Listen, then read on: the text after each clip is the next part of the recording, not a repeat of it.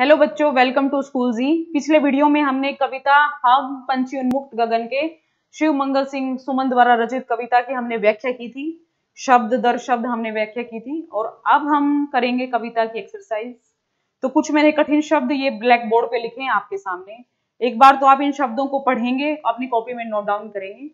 जैसे उन्मुक्त का मतलब होता है बच्चों आजाद, स्वतंत्र, ठीक है। पिंजरबद्ध का मतलब होता है पिंजरे में बंद। कनक का मतलब होता है सोना। पुलकित का मतलब होता है कोमल। कटुक का मतलब होता है कड़वी। निबोरी बोलते हैं निबोली को। कनक का मतलब भी सोना होता है। तरु का मतलब पेड़ होता है। अरमान का मतलब सपने होते हैं। तारक का मतलब तारे होते हैं। नभ का मतलब आकाश होता है। क्षितिज का मतलब मैंने आपको कविता में भी बहुत अच्छे से समझाया था कि क्षितिज वो काल्पनिक बिंदु है जहां धरती और आकाश मिलते हुए प्रतीत होते हैं, पर असल में वो कभी नहीं मिलते। ये सिर्फ एक काल्पनिक बिंदु होता है जो रेगिस्तान वगैरह में हम लोग देखते हैं। कभी आपने था इधर जैसलमेर गए हो आप इधर, तो वहां रेत के टीलों पर आप जब सूरज ढलता हुआ देखेंगे तो एक जगह ऐसे ही आएगी जैसे आप धरती और आकाश मिल रहे हैं। आश्रय का मतलब होता है ठिकाना और विघ्न का मतलब होता है बाधा। तो इन शब्दों के जब अर्थ आपको पता चल जाएंगे तो आप जब पेपर में इनकी व्याख्या करेंगे कविता की, तो उसमें आपको बिल्कुल भी दिक्कत नहीं आएगी। ये शब्द आपको लिखने हैं बार बार, ताकि आपकी वोकेबुलरी बढ़े, आपका शब्दकोश बढ़े और आप ग्रामेटिकली स्ट्रांग हो। ग्रामेटिकली स्ट्रांग कब होंगे बेटा? जब आप मात्राओं की गलती नहीं करेंगे, आप शब्द अर्थ की गलती नहीं करेंगे, आप शब्दों को घुमाना सीख जाएंगे कि जैसे कनक की जगह सोना आपको प्रयोग करना आ जाएगा, कोमल की जगह पुलकित प्रयोग करना आपको तब आ जाएगा। मतलब शब्दों का आप जब हेर फेर सीख जाएंगे तो आपका शब्दकोश बढ़ जाएगा, कविता पे आपकी पकड़ हो जाएगी, ठीक है। तो ये कुछ शब्द हमने किए हैं। अभ्यास देखिए बच्चों, इसका आपको अभ्यास मैं मौखिक रूप से करा देती हूँ, लिखना आपने खुद है, ये आपका होमवर्क है। आपने ये जो अभ्यास है ये सारा अपनी कॉपी में नोट डाउन करना है और स्कूल जी पे जाकर इसको अपलोड करना है। हम इसको चेक करेंगे, फिर आपको बताएंगे कि आपने क्या किया है। तो पहला प्रश्न देखिए बच्चों कि हर तरह की सुख सुविधाएं पाकर भी पिंजरे में बंद पंछी क्यों नहीं रहना चाहते?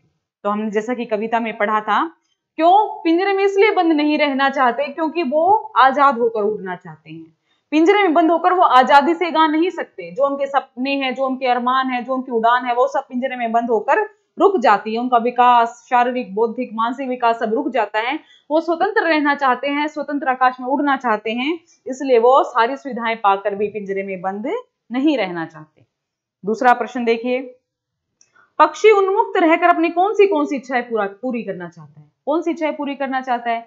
कि मैं ऐसे ऐसे आकाश में उड़ूं, मैं क्षितिज को पार कर लूं, मैं उन्मुक्त होकर गाऊं और मैं अपने तरीके से रहूं। मतलब मैं स्वतंत्र रहूं, मेरे तरीके से रहूं, गाऊं, उड़ूं और झरनों का पानी पीऊं, बंद पानी ना पीऊं। तो ये सारे जो इच्छाएं हैं वो पक्षी पूरी करना चाहता है। अगला देखिए, तीसरा प्रश्न क्या है? भाव स्पष्ट करना है कि या तो क्षितिज मिलन बन जाता या तनती सांसों की डोरी।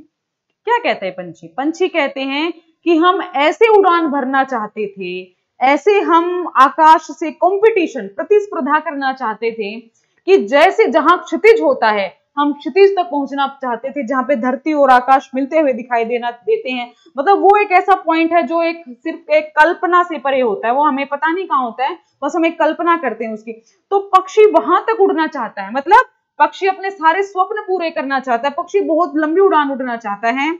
और या तनती सांसों की डोरी, या तो हम अपनी मंजिल पा लेते, या तो हम क्षितिज तक पहुंच जाते, या हमारे प्राण पखेरु उड़ जाते। कहने का भाव यह है कि या तो हमें प्राण देना मंजूर है या हम अपने मंजिल पर पहुंचना मंजूर है, ठीक है। तो ये इसका भाव है कविता का। बच्चों आगे एक्सरसाइज में आप बहुत कुछ पढ़ेंगे कि कविता से आगे बहुत से लोग पक्षी पालना चाहते हैं, उचित है या नहीं है। ये आपके अपने पर्सनल विचार हैं बच्चों, व्यक्तिगत विचारधारा, इस पे आप कोई भी आप लिख सकते हैं कुछ भी। तो और इसमें समास और की बात की गई है, विशेषण की बात की गई है। तो ये जो समास विशेषण है ये जब हम ग्रामेटिकल पोर्शन करेंगे, व्याकरण का पोर्शन करेंगे हम, तब आपको सारा कवर अप कराएंगे। तो अब आपका होमवर्क क्या है? ये शब्द आपने जो मैंने बोर्ड पे लिखे ये सारे आपने लिखने हैं, इनको याद करना, बार बार लिखना है इनको। और जो प्रश्न उत्तर हैं व्याकरण ये इसके अभ्यास के, वो आपने सारे अपने नोटबुक में लिखने हैं और आपको उनको अपलोड करना है स्कूल जी पे। हम आपको चेक करके बताएंगे, अगर कोई परेशानी होगी आपको तो उसको भी हम सॉल्व करेंगे। तब तक के लिए धन्यवाद। Thank you very much.